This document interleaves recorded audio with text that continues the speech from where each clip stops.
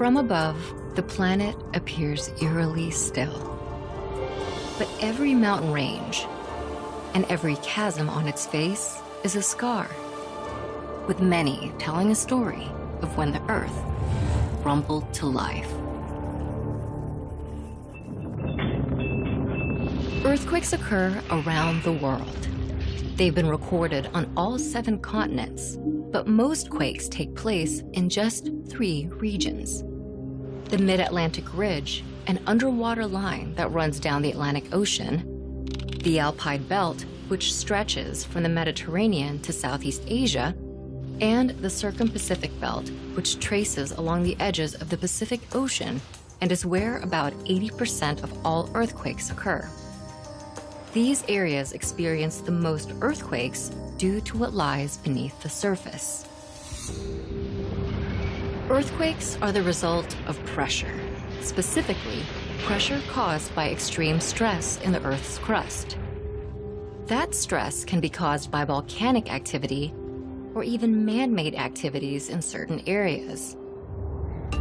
However, most earthquake-inducing stress is caused by the movement of tectonic plates.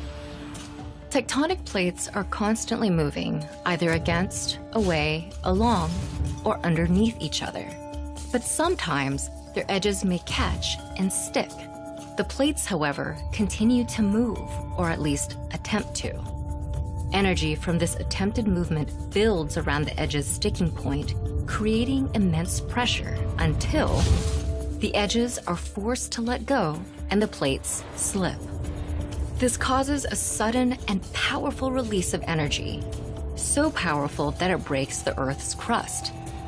This fracturing emits shock waves through the ground and causes intense vibrations, or quakes.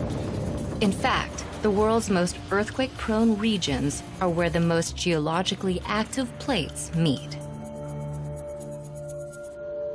Earthquakes, or any seismic activity, are recorded by seismographs.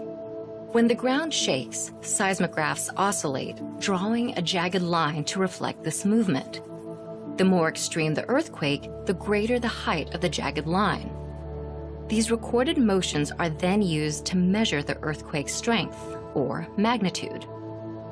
While several scales of magnitude exist, the one seismologists prefer is the moment magnitude scale. It has no upper limit, and it measures earthquakes logarithmically. This means that each magnitude on its scale is 10 times greater than the one before it.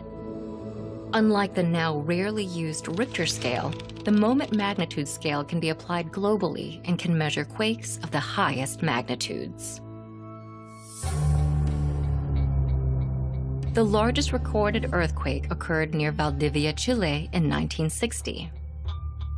Nestled within the Circum-Pacific Belt, the Valdivia earthquake was the most powerful in a series of quakes that struck the region, measuring at a magnitude of about 9.5. In addition to causing devastating tremors on land, the earthquake also generated a deadly tsunami reaching up to 80 feet high. The tsunami raced across the Pacific Ocean, hitting faraway countries like the Philippines and Japan.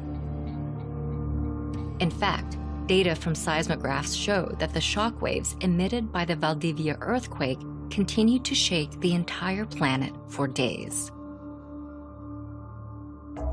Some earthquake-prone areas have adapted various ways to protect their communities. Buildings and bridges are designed to sway rather than break when an earthquake occurs. The public is educated on how to protect themselves during a seismic event, and government officials enact drills to ensure the protection of their people. Earthquakes can leave behind incredible devastation. But these same forces have also created magnificent features, with each adding character to a planet so unique.